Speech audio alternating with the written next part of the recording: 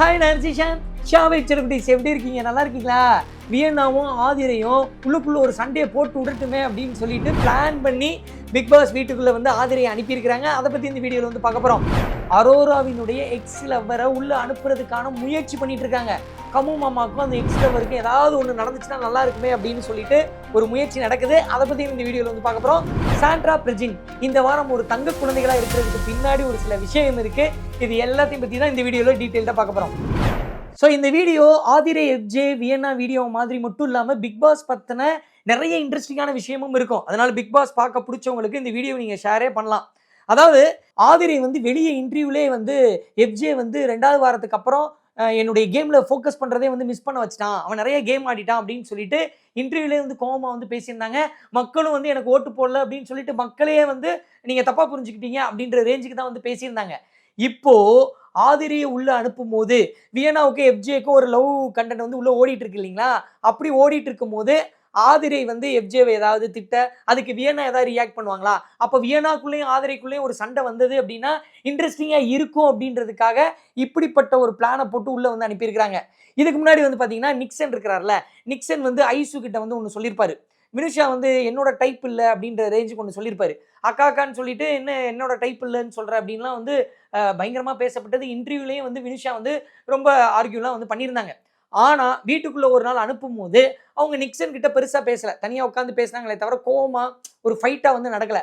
ஆனால் ஆதிரை வந்து கொஞ்சம் ரக்கடாக தான் இருக்கிறாங்க இன்டர்வியூலலாம் இருக்கும்போது. ஸோ உள்ளே போய் ஏதாவது பஞ்சாயத்து நடக்குமா அப்படின்றதுக்காக தான் வெயிட் பண்ணுறாங்க. அது மட்டும் இல்லாமல் நீங்கள் இன்னும் கவனிச்சு பார்த்துருந்தீங்க அப்படின்னா ஒவ்வொரு சாட்டர்டேவும் யாரையாவது அடிச்சிட்டு இருக்காங்க. இப்போ வாட்டர் மில்லனா ஃபர்ஸ்ட் வந்து அடிச்சாங்க, கழுவி ஊத்துனாரு விஜய் சேதுபதி. அப்போ அந்த வாரம் வந்து நிறைய பேர் பார்த்தாங்க, விஜய் சேதுபதியை பாராட்டினாங்க. அப்புறம் விஜய் பார்வதியை வந்து அடின்னு அடிச்சாரு. அதுக்கப்புறம் சாண்ட்ரா பிரஜினா ஒரு வாரம் வந்து வறுத்தெடுத்தாப்ல. அதே மாதிரி எஃப்ஜேவை இந்த வாரம் வறுத்தெடுத்திருக்கிறாங்க. அப்போ வறுத்தெடுக்கும் போது அவர் ஒரு மூடாவே வந்து டவுன் ஆயிருக்கும். என்ன அண்ணன் என்னன்றோம், விஜய் சேதுபதி என்ன எப்படி திட்டுறாரு, கேப்டனா நம்மளை பாராட்டுவார்னு நினைச்சோம் அப்படின்னு நினைக்கும் போது இவ்வளவு திட்டு வாங்கி டவுனா இருக்கும் போது இப்போ ஆதிரை உள்ள அனுப்புனா, ஸோ இதுதான் பிக் பாஸ் டீமோட பிளானே. ஸ்ட்ராட்டஜி பார்த்தீங்களா வேற லெவலில் இருக்கு. அது மட்டும் இல்லாமல் நம்ம தர்பூசணி இருக்காரு பார்த்தீங்களா, அவரையும் வந்து மறுபடியும் உள்ள அனுப்புறதுக்கு பிளான் பண்ணாங்க. அதனால தான் நீங்கள் பார்த்தீங்கன்னா அவரை வந்து ஊருக்கு போவேனான்னு சொல்லிட்டு சென்னையிலே இருக்க வச்சு அது இது எது அதுக்கப்புறம் அந்த மியூசிக் ரிலேட்டட் ஷோலெல்லாம் வந்து விஜய் டிவியில் கலந்துக்க வச்சாங்க. ஸ்டார்ட் மியூசிக் ஷோலெல்லாம் ஸோ கலந்துக்க வச்சு ஹோலில் தான் வச்சிருக்கிறாங்க. ஆனால் திடுதிப்புன்னு பிளானை மாற்றி ஆதிரையை உள்ள அனுப்பியிருக்காங்க. ஹிந்தி பிக் பாஸ்ல வந்து பரபரப்பாக பண்ணுவாங்க. இந்த ட்ரையாங்குலர் லவ் அப்படின்னு சொல்லிட்டு பிக் பாஸ்ன்னு தேடி பார்த்தீங்கனாலே பிக் பாஸ் 13, 15, 16, 17 இருக்கும். அதுக்கப்புறம் பிக் பாஸ் 9ல் தமிழில் வந்து இருக்கும்.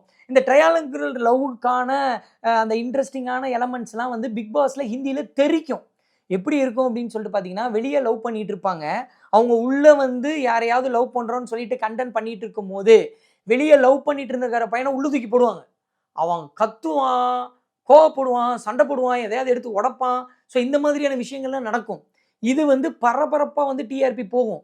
அப்படி இருக்கும்போது ஏதாவது ஒரு ட்ரையாங்குலர் லவ்வை கொண்டு வரலாமே அப்படின்ற முயற்சிக்காக தான் இந்த தடவை வந்து பார்த்தீங்கன்னா 2 ட்ரையாங்குலர் லவ்வை வந்து பிடிச்சி போட்டிருக்காங்க. ஏற்கனவே வந்து பார்த்தீங்கன்னா துஷார் கமருதீன் அரோரா வச்சு ஒன்று ட்ரை பண்ணாங்க, பெருசாக ஒர்க் அவுட் ஆகலன்னு சொல்லிட்டு துஷார் அவர்களை வந்து வெளியே அனுப்பிட்டாங்க. அதுக்கப்புறம் வந்து பார்த்தீங்கன்னா இப்போ பார்வதி அரோரா அப்படி வந்து போயிட்டு இருக்கு, கமருதீன் அப்படின்னு வந்து போயிட்டு இருக்கு. ஸோ அவங்களுக்குள்ள சண்டை ஆகுமான்னு பார்த்தாங்க, சண்டை ஆகலை. அதனால தான் ஆதிரியை இப்போ உள்ள அனுப்பி வச்சிருக்காங்க. ஸோ சண்டே ஆனால் இன்ட்ரெஸ்டிங்காக இருக்குமே அப்படின்றதுக்காக. போய் சண்டை போடுங்கன்னு சொல்ல மாட்டாங்க, அனுப்பி விடுறது அந்த மூடை கிரியேட் பண்ணுறதுக்கு தான். போய் நடந்தால் நல்லா இருக்குமே அப்படின்னு சொல்லிட்டு தான். ஸோ இந்த வரிசையில் ஸோ எக்ஸ் பாய் ஃப்ரெண்ட் யாராவது உள்ளே வந்தாங்கன்னா இன்னும் பரபரப்பாக இருக்கும்ல. அப்போ அரோராவுக்கு வந்து எக்ஸ் பாய் ஃப்ரெண்ட் ஒருத்தவங்க இருக்காங்க. அவங்களே வந்து ஷோவில் சொன்னதாக வந்து சொல்கிறாங்க. அவங்க எக்ஸ் பாய் ஃப்ரெண்ட்லாம் இல்லை, இப்போயே அவங்க லவ் பண்ணிட்டு தான் இருக்காங்கன்னு சொல்கிறாங்க. எது உண்மைன்னு நமக்கு தெரியாது. ஆனால் அரோராவியுடைய ரியல் லவர் இல்லை ரியல் எக்ஸ் லவர் அவரை உள்ள அனுப்புறதுக்கு வாய்ப்பு இருக்குது. ஏன்னா அரோரா மாதிரி அவரும் ஒரு மீடியா சம்மந்தப்பட்ட பர்சனாலிட்டியாக தான் இருப்பார், மாடலிங் அது இதுன்னு ஏதாவது தான் இருக்க வாய்ப்பு இருக்குது. அப்போ அவருக்குமே இது வந்து ஒரு பப்ளிசிட்டி தான். அப்படி இருக்கும்போது அவர் உள்ளே போனார் அப்படின்னா கமருதீன் கிட்டக்க அரோரா பேசுவாங்க, கமருதீனுக்கு ஒரு பொசசிவ்னஸ், இந்த மாதிரியான விஷயங்கள்லாம் நடக்கிறதுக்கான வாய்ப்பு இருக்கு. இந்த பரபரப்பான ஒரு விஷயத்தை கிரியேட் பண்றதுக்காகவும் பிக் பாஸ் டீம் வந்து முயற்சி எடுத்துட்டு இருக்கிறதா நமக்கு வந்து தகவல் வந்திருக்கு. பிரவீனை தானப்பா உள்ள அனுப்பியிருக்கணும். அவர் வந்து வெளியே கிளம்பும் போது பதட்டத்தோட இருந்தாரு, கையெடுத்து கும்பிட்டாரு. பிக் பாஸ் வீட்டுக்குள்ளே வந்து உருண்டெல்லாம் பரண்டாப்ல வெளியே வந்து இன்டர்வியூலாம் வந்து கொடுத்துருந்தாரு. மக்களும் வந்து அவர் உள்ள போனா நல்லா இருக்கும் ரீஎன்ட்ரி அப்படின்ற மாதிரி எல்லாம் கேட்டிருந்தாங்க. ஏன் வந்து பிரவீனை அனுப்பல அப்படின்னு சொல்லிட்டு பார்த்தீங்கன்னா, பிரவீனை விட ஆதிரை போனால் தான் வந்து கண்டென்ட் அப்படின்றதுனால பிளான் பண்ணி அப்படி ஒன்று வந்து அனுப்பியிருக்கிறாங்க. அது மட்டும் இல்லாமல் வெளியே போன எல்லா கண்டஸ்டன்ட்டையுமே சொல்லிடுவாங்க, எப்போ வேணால் நீங்கள் உள்ள மறுபடியும் போகிறதுக்கான வாய்ப்பு இருக்கும், நீங்கள் போகணுன்னா போகணும். ஏன்னா போன தடவை கூட அருண் அவர்கள் வந்து வெளியே போனதுக்கப்புறம் அவர் வெளியே அப்படி வந்து சில் பண்ணிட்டு இருக்கும் போது ஃபேமிலியோடு இருந்துட்டு இருக்கும் போது அந்த டைமில் மறுபடியும் உள்ளே வர்றீங்களா ஒரு ஸ்பெஷல் அக்கேஷனுக்குன்னு சொல்லிட்டு கேட்டிருக்கிறாங்க. அவர் வந்து இல்லை வரல அப்படின்ற மாதிரி சொல்லியிருக்காரு. ஸோ எல்லா கண்டஸ்டண்ட்டையும் வெளியே போனீங்கனாலும் நான் இங்கே எப்போ வேணால் ரீஎன்ட்ரி உள்ளே போகலாம் அப்படின்ற மாதிரி தான் சொல்லுவாங்க. ஆனால் பிரவீன் அவர்களை உள்ளே வந்து அனுப்பலை, இந்த தடவை இது வரைக்கும் அனுப்பலை. ஆனால் அவர் வெயிட் பண்ணிட்டு தான் இருக்காரு. இன்னொரு பக்கம் ரம்யாவை ஏன் வந்து இது வரைக்கும் அனுப்பாமல் இருக்காங்க அப்படின்ற ஒரு கேள்வி எழுப்பப்படுது. இதுக்கு என்ன அப்படின்னு சொல்லிட்டு பார்த்தீங்கன்னா, வாட்டர்மெலன் திவாகர் போகும்போது போயிருப்பாங்களா அப்படின்னு எதிர்பார்க்கப்பட்டது. அப்புறம் கெமி போகும்போது போயிருப்பாங்களா அப்படின்லாம் எதிர்பார்க்கப்பட்டது. ரம்யா இன்னும் இருக்கிறதுக்கு காரணம் என்ன அப்படின்னு சொல்லிட்டு பார்த்தீங்கன்னா, அவங்க ஆடலும் பாடலும் நிகழ்ச்சியெல்லாம் வந்து பண்ணுவாங்க இல்லைங்களா, அங்கே இருக்கிறவங்க நிறைய ஸ்டேஜ் ஷோ போயிட்டு இருக்கும்போது அந்த ஸ்டேஜில் போய் அங்கே இருக்கிற மக்களே ஓட்டு போட சொல்கிறாங்களாம். நீங்கள்லாம் ஓட்டு போட்டு முடிச்ச உடனே தான் நாங்கள் டான்ஸே ஆடுவோம்னு சொல்லிட்டு அவருடைய நண்பர்கள் ஒரு சிலர் வந்து ஓட்டு கேட்பதாக சொல்லப்படுது, கேள்விப்பட முடியுது. அப்போ அதனாலே அவங்களுக்கு ஓட்டு ஏறுது, அதனால அவங்க வந்து வெளியே போகாமல் இருக்காங்க அப்படின்ற ஒரு விஷயம் வந்து தெரிய வருது. அது மட்டும் இல்லாமல் ஜி டிவியில் கூமாப்பட்டி அப்படின்றவர் இந்த சிங்கிள் பசங்களை பயங்கர ஃபேமஸ் ஆனாப்ல, சாந்தினியோட சேர்ந்து பயங்கரமாக லவ் கண்டென்ட் பண்ணிட்டு இருந்தாரு. ஸோ அப்படி பண்ணிட்டு இருக்கும்போது கூமாப்பட்டி அவர்களை பிக் பாஸ் 9க்குள்ளே வர சொல்றதுக்கு கண்டஸ்டன்டாகவே பேசினாங்க. எப்படி வந்து ஜி டிவியில் விஜய் அர்ச்சனா வந்து பண்ணிட்டு இருக்கும்போது வாங்க பிக் பாஸ் வீட்டுக்குள்ள அப்படின்னு சொல்லிட்டு கூப்பிட்டாங்களோ, அதே மாதிரி கூமாப்பட்டியும் நீங்கள் பிக் பாஸ் வீட்டுக்குள்ள வாங்க இன்னும் பயங்கரமாக ஃபேமஸ் ஆயிருவீங்க அப்படின்லாம் சொல்லி உள்ள கூப்பிட்டுருக்காங்க. ஸோ அப்படி கூப்பிட்டுருந்தாலும் அவர் கொஞ்சம் டைலமா ஆயிருந்தாலும் ஜி டிவியில் கூப்பிட்டு என்ன சொல்லிட்டாங்கன்னா, இங்கே பார்ப்பா நீ ஊரில் இருந்த உன்னை கூட்டிகிட்டு வந்து இப்போ ஜி டிவியில் சிங்கிள் பசங்க ஷோவில் ஆக்கியிருக்கோம். அது மட்டும் இல்லாமல் ஒரு சீரியலுக்கு வில்லனா பிளான் பண்ணாங்க. அதுக்கப்புறம் அது வேணான்னு முடிவு பண்ணிட்டு சின்ன சின்ன விஷயங்கள் நாங்கள் பண்ணுவோம் உங்களுக்கு, நீ ஏன் விஜேவா கூட ஆகலாம் ஜி டிவியில் இருந்தனா, ஸோ நீ அங்கே போனேன்னா பிக் பாஸில் போனேன்னா என்ன ஆகுன்றது தெரியாது, அதனால போக வேணாம் அப்படின்னு சொல்லியிருக்காங்க. இப்போது இந்த ரீஎன்ட்ரி அனுப்புகிறாங்கல்ல, அதில் சும்மா ஒரு 4-5 நாளைக்கு ஒயில் கார்டு மாதிரி ஃபன்னாக போயிட்டு வரட்டுமே அப்படின்னு சொல்லிட்டு அதுக்கும் கேட்டுருக்கிறாங்க குமாப்பட்டி அவர்களை. அதுக்கும் வந்து ஜி டிவி வந்து சம்மதிக்கலை. இதனால ஜி டிவிக்கும் பிக் பாஸ் டீமுக்கு இடையில ஒரு சின்னதாக நடந்திருக்கு அப்படின்னு சொல்லிட்டு கேள்விப்பட முடியுது. பிரஜினுக்கிட்ட கூப்பிட்டு சொல்றதுக்காகவே அந்த கார் அனுப்பி வச்சிருக்காங்கப்பா அப்படின்னு சொல்லிட்டு சொன்னீங்க அப்படின்னா, அது உங்க எல்லாருக்குமே தெரியும். அந்த காருன்றது அந்த பிராண்டிங். ஸோ கார் வந்து நார்மலாக ஒரு விளம்பரப்படுத்துறதை விட இந்த மாதிரி பிக் பாஸ் வீட்டுக்குள்ளே அந்த கார் வரும்போது அதோட லுக் அண்ட் ஃபீல் எல்லாம் வந்து பார்ப்பீங்க. அதுவும் அந்த இமோஷனலான சீனில் அந்த கார் உள்ளே வரும்போது இன்னும் வந்து உங்களுக்கு கனெக்ட் ஆகும் அப்படின்றதுக்காக இப்படி போய் வித்துட்டு வருவாங்க சேனல்லாம் வந்து, இப்படி விளம்பரத்தை புதுசாக பண்ணுறோம் நாங்கள் அப்படின்னு சொல்லிட்டு. இது வந்து இந்தியாவில் இருக்கக்கூடிய எல்லா பிக் பாஸ்லேயும் இந்த கார் வந்து இந்த வேலையை வந்து பண்ணிட்டு போகும். இது வந்து மலையாள பிக் பாஸில் இந்த பிரஜின் சாண்ட்ரா இஷ்யூக்கு முன்னாடி அந்த காரில் கூட்டிகிட்டு போனதுக்கு முன்னாடி ஒரு 2 வாரத்துக்கு முன்னாடி அது வந்து நடந்துச்சு சரிங்களா. அதே மாதிரி இந்த விஷயத்த பண்ணாங்க. பண்ணது மட்டும் இல்லாமல் நம்ம கேள்விப்படுற தகவல் என்ன அப்படின்னு சொல்லிட்டு பார்த்தீங்கன்னா, பிரஜின் அவர்களுக்கு நீங்கள் இப்படியெல்லாம் பேசிகிட்டு இருக்கீங்க, நீங்கள் வந்து ஆரி அசீம்னு நினச்சி உள்ள இப்படிலாம் பேசிகிட்டு இருக்கீங்க, இந்த வார்த்தையெல்லாம் எந்த அளவுக்கு வந்து பேக் ஃபயர் ஆயிருக்கு அப்படின்னு சொல்லிட்டு மண்டேல ஏற்றி விட்டு தான் அனுப்பியிருக்காங்க அப்படின்னு சொல்லிட்டு கேள்விப்பட முடியுது. ஏன்னா அவர் அசீமுக்கும் அப்புறம் ஆரிக்கும் நடுவில் பண்ணுறதா நினச்சாரு. ஆனால் வெளியே வந்து அட்டகத்தியாகவும் பேப்பர் ரவுடியாகவும் மாறிட்டு இருக்கீங்க அப்படின்ற ஒரு விஷயத்த பூத்தி தான் உள்ள அனுப்பியிருக்காங்க அப்படின்னு சொல்லிட்டு கேள்விப்பட முடியுது. ஏன்னா இதற்கு முன்னாடி ஒரு 2-3 வருஷத்துக்கு முன்னாடி பிக் பாஸ்ல ஒரு கண்டஸ்டன்ட் வந்து 2-3 நாள்லேயே வந்து போயிடுறேன்னாங்க, என்னால் இருக்கவே முடியாது அப்படின்னு சொல்லிட்டு போயிடுறேன்னு சொன்னாங்க. அவங்க போயிடுறேன்னு சொன்னவங்களுக்கு ஒரு சில இன்புட்ஸ் கொடுத்து அவங்க ஃபைனல் வரையும் வந்தாங்க. அது யாருன்னு சொல்ல விரும்பலை. ஸோ அந்த மாதிரி ஒரு சிலருக்கு ஒரு சில இன்ஃபர்மேஷன் கொடுப்பதாக கேள்விப்பட முடியுது.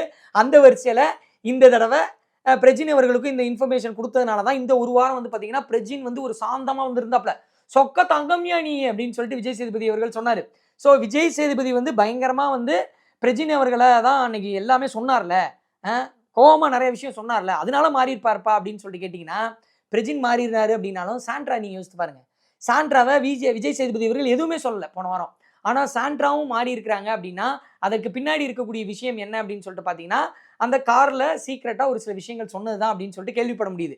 அது மட்டும் இல்லாமல் இந்த தடவை நீங்கள் பிரவீன் வெளியே போகும்போது ரெட் கலர் ஷர்ட் போட்டிருந்தார்ல, அதுக்கு கலரு கொஞ்சம் வித்தியாசமாக இருக்கேன்னு சொல்லிட்டு விஜய் சேதுபதி சொல்லியிருப்பார்ல, அதுக்கு என்ன காரணம்னா இந்த தடவை அந்த கேமராலே வந்து பதிவாயிருக்கு. என்னென்னா டிஸ்கஸ் பண்ணியிருக்காங்க, எனக்கு வந்து ரெட்டு வந்தால் நான் கொஞ்சம் கேர்ஃபுல்லாக இருக்கணும், கொஞ்சம் பார்த்து ஆடணும் அப்படின்னு சொல்லிட்டு என் காஸ்டியூம் டிசைனர் சொல்லியிருக்கேன், அதனால அவங்க எனக்கு ரெட் அனுப்புவாங்க ஓட்டை பார்த்து அப்படின்னு சொல்லிட்டு பிரவீன் அவர்கள் டிஸ்கஸ் பண்ண ஒரு விஷயத்த உள்ள தெரிய வந்திருக்கு பிக் பாஸ் டீமுக்கு.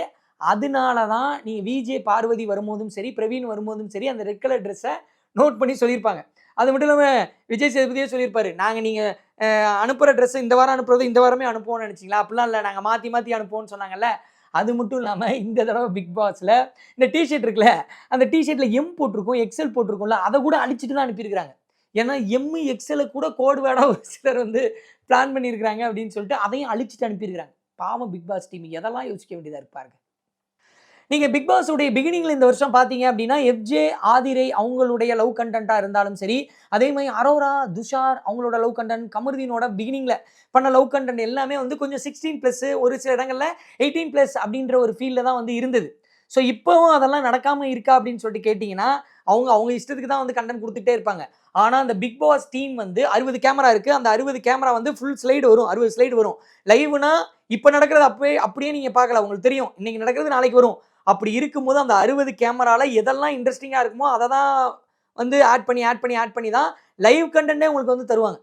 சரிங்களா? ஸோ அப்படி இருக்கும்போது அந்த பிகினிங்கில் இருந்த மாதிரி ஒரு சில லவ் கண்டென்ட்ஸும் அங்கே நடந்துட்டு தான் இருக்கும். ஏன்னா அவங்கள பொறுத்தவரையும் இதெல்லாம் கண்டென்ட்டு, இது வெளியே வந்து பரபரப்பாகி ப்ரொமோல வந்து மீன் பேஜில் வந்து நம்மளாம் வந்து ஃபேமஸ் ஆகணும் அப்படின்ற ஒரு மைண்ட் செட்டு அங்கே இருக்கிற கண்டஸ்டன்ட் நிறைய பேருக்கு இருக்கும். உண்மையாக லவ் பண்ணுறது வந்து ஒரு சிலர் தான் இருப்பாங்க என்னை பொறுத்த வரைக்கும். இது எல்லாமே வந்து கண்டென்ட்காக தான் பண்ணுறாங்க. ஏன்னா இவங்கள நிறைய பேர் வந்து எங்களுக்கு வெளியே ஆள் இருக்குது அப்படின்னு சொல்லிட்டு தான் உள்ளே வந்து இதை பண்ணுறாங்க. ஆனால் இதற்கு முன்னாடி பிகினிங்லலாம் கொஞ்சம் லவ்ன்றதை தாண்டி கொஞ்சம் முகம் சுளிக்கிற மாதிரி இருந்தது பார்த்தீங்களா, அதை கம்மி பண்ணி இப்போ க்யூட்டான விஷயங்களை மட்டும்தான் வச்சிருக்காங்க. அது க்யூட்டுன்னு நினச்சி வச்சிருக்காங்க. ஒரு சில நேரம் கிரிஞ்சாக இருக்குது.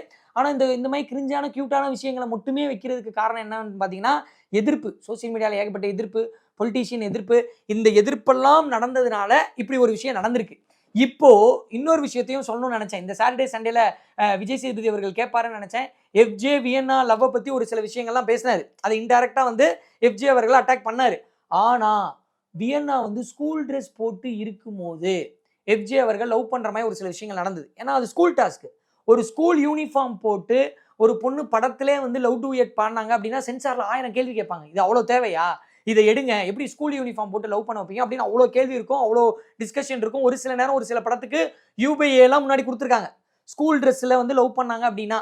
அப்படி இருக்கும்போது படம்னா கூட அது படம் அப்படின்ற மைண்ட் செட்டில் பார்ப்பாங்க. அதிலே இருக்கக்கூடாது அப்படின்னு சொல்லிட்டு சென்சார் போர்டில் இருக்கிற ஒரு சிலர் கேள்வி கேட்பாங்க. அப்படி இருக்கும்போது இப்போது நீங்கள் டிவியில் பார்த்தீங்கன்னா ஒரு ஸ்கூல் யூனிஃபார்ம் போட்டு லவ் பண்ணுற மாதிரி இருந்த விஷயத்த விஜய் சேதுபதி அவர்கள் கேள்வி கேட்கணும், ஆனால் கேட்கல. எல்லா பிக் பாஸ் சீசன்லேயும் ஒரு லவ் பண்ணுற கண்டஸ்டன்ட் வேணும் அப்படின்னு சொல்லிட்டு ஆள் எடுக்கும் போதே வந்து நீங்கள் லவ் பண்ணுவீங்களா, உள்ள போய் லவ் பண்ணுவீங்களா அப்படின்னு சொல்லிட்டு கேட்பாங்க. ஆர்ஜே ஆனந்திலாம் நம்ம கேள்விப்பட்டிருக்கோம், அவங்களாம் லவ் கண்டென்ட் பண்ண மாட்டேன்னு சொல்லிட்டாங்க. அதுக்கப்புறம் இந்த தடவை கூட சபரி கூட நான் லவ் கண்டென்ட்லாம் பண்ணல, நான் அக்கா தங்கச்சி மாதிரி எல்லாருக்கிட்டையும் ஒரு ஃபேமிலியாக பழகுறேன் அப்படின்னு சொல்லிட்டு தான் உள்ளே போனதான் நம்ம வந்து கேள்விப்பட முடிஞ்சது. நீங்கள் பிக் பாஸில் எல்லா சீசனையும் எடுத்து பார்த்தீங்கன்னா, நானும் என் ஒய்ஃபும் கூட டிஸ்கஸ் பண்ணிட்டு இருந்தோம். பிக் பாஸ் 1 எடுத்துக்கிட்டிங்கன்னா ஆரவ், அவர் ஓவியாவோட ஒரு சின்னது நடந்தது. அதுக்கப்புறம் அதை நான் லவ் பண்ணலன்னு சொல்லிட்டாப்ல. ஆரவ் லவ் கண்டென்ட்டே பண்ணலை அந்த ஒரு சில நாட்களை தவிர. ஆனால் அவர் வந்து வின்னராக மாறினார். பிக் பாஸ் 2ல் வந்து ரித்விகா, அவங்களும் லவ் கண்டென்ட் பண்ணல. பிக் பாஸ் 3ல் முகின், பிக் பாஸ் 4ல் ஆரி, அவர் அதிகபட்சம் வந்து ஒரு பொண்ணு மேலே போர்வையை போட்டாருன்னு சொல்லிட்டு மக்கள்லாம் சே எப்படிப்பட்ட மனுஷன் அப்படின்னு சொல்லிட்டு பாராட்டி தள்ளினாங்க. எனக்கும் வந்து இது வரைக்கும் இருந்த சீசனில் ஆரி வந்து ரொம்ப பிடிக்கும். ஸோ பிக் பாஸ் 5ல் ராஜு, அவரும் வந்து லவ் கண்டென்ட் பண்ணல. பிக் பாஸ் 6ல் அசீம், அவர் ஃபைட்டு தான் அடி ஃபயர் அப்படின்னு தான் பண்ணிட்டு இருந்தாப்புல. பிக் பாஸ் 7ல் வந்து அர்ச்சனாவும் வந்து லவ் பண்ணல. 8ல் வந்து முத்துக்குமார் வந்து முடிஞ்ச அளவுக்கு பொண்ணுங்க கிட்ட வந்து கை கொடுத்து கூட பேசலை, அப்படியே தள்ளி நின்னே தான் வந்து பேசிட்டு இருந்தாப்புல. ஸோ இப்படி எல்லா சீசன்லையும் வின்னராக யார் மாறி இருக்கிறாங்க அப்படின்னு சொல்லிட்டு பார்த்தீங்கன்னா லவ் கண்டென்ட் பண்ணாதவங்க தான் மாறி இருக்கிறாங்க. அப்போ லவ் அப்படின்றது அதுவாட்டு நேச்சுரலாக நடந்தால் மக்களுக்கு வந்து பிடிக்குது. அப்படி இல்லைனா ஏன்டா ட்ராமா பண்ணி தொலைகிறீங்க, கிரிஞ்சாக இருக்குடா அப்படின்றதும் பேசுகிறாங்க. இந்த தடவை வந்து கொஞ்சம் யதார்த்தமாக ட்ரை பண்ணியிருக்கிறாங்க, அதையும் மக்கள் கண்டுபிடிச்சிட்டாங்க. ட்ரையாங்குலர் லவ் இந்த மாதிரி வந்து லவ்வுக்காக சண்டை போடுறதுக்கெலாம் பிளான் பண்ணுறாங்களே, புஷ் பண்ணுறாங்களே பிக் பாஸ் வீட்டுக்குள்ளே அப்படின்னு சொல்லிட்டு கேட்டிங்கன்னா, நார்த் இந்தியாவில் ஒரு ஷோ வந்து இருக்குது, டெம்ப்டேஷன் ஐலாண்ட் அப்படின்னு சொல்லிட்டு ஷோ. அந்த ஷோ எப்படி அப்படின்னு சொல்லிட்டு கேட்டிங்கன்னா, அது வந்து ஓடிடிலலாம் வந்திருக்கு. ஸோ ரெண்டு பேர் இருப்பாங்க, காதலன் காதலி. காதலன் என்ன பண்ணுவாங்க அப்படின்னா வேறு சில பெண்களோட சேர்த்து ஒரு ஐலாண்டில் விட்டுருவாங்க. காதலி என்ன பண்ணுவாங்கன்னா வேறு சில ஆண்களோட ஒரு ஐலாண்டில் வந்து விட்டுருவாங்க. ஸோ 2 ஐலாண்டில் இருக்கக்கூடிய விஷயங்களையும் சிசிடிவி மூலிமா காதலன் வந்து காதலியோடு இருக்கிறவங்கள பார்ப்பாரு, காதலி வந்து காதலனோட இருக்கிறவங்களையும் பார்ப்பாங்க. ஸோ இப்படி போயிட்டு இருக்கும் போது அவங்களுக்குள்ள எதுவும் நடக்குதா? ஸோ இப்போ பிக் பாஸ் இந்த வீட்டுக்குள்ளே போகிறவங்களே வந்து வெளியே ஆள் இருக்குன்னு சொல்லிட்டு தான் உள்ளே வந்து லவ் கண்டென்ட் பண்ணிட்டு இருக்காங்க. ஸோ அந்த மாதிரி ஏதாவது லவ் கண்டென்ட் பண்ணாங்க அப்படின்னா இவங்களோட ரியாக்ஷன் என்னவா இருக்குது? வெளியே இருக்கும்போது அப்படி கேப்சர் பண்ணுவாங்க. கேப்சர் பண்ணிவிட்டு கோவம் அதிகமாக வரும்போது உள்ளே விடுவாங்க. ஸோ அதுக்கப்புறம் பல பஞ்சாயத்துகள்லாம் வந்து நடக்கும். ஸோ இந்த மாதிரியான கான்செப்ட் ஷோஸ்லாம் வந்து நார்த் இந்தியாவில் இருக்குது. இதை வந்து சவுத் இந்தியாவில் கொண்டு வரதுக்காக பல முயற்சிகள் எடுத்துகிட்டு இருக்காங்க. ஆனால் இங்கே இருக்கிறவங்க நோ அப்படின்னு சொல்லிட்டு இருக்கிறதுனாலையும் எதிர்ப்பு அதிகமாக வருன்றதுனாலையும் அது இவ்வளோ நாள் வந்து வரல. ஸோ ஓவரால் பிக் பாஸ் பற்றி உள்ளுக்குள்ள இன்சைடில் பிஹைண்ட் த கேமராவில் என்னென்னலாம் நடக்கும் அப்படின்னு சொல்லிட்டு இன்ட்ரெஸ்டிங்கான விஷயம்லாம் வந்து பேசியிருந்தோம். பிக் பாஸ் பார்த்தவங்கள உங்களுக்கு எது ரொம்ப வித்தியாசமாக இருந்தது, வியர்டாக இருந்ததுன்றத கீழே கமெண்ட் மூலிமா தெரியப்படுத்துங்க. அது மட்டும் இல்லாமல் பிக் பாஸ் பிடிச்சவங்களுக்கு இந்த வீடியோவை வந்து ஷேர் பண்ணுங்கள். Thank you so much.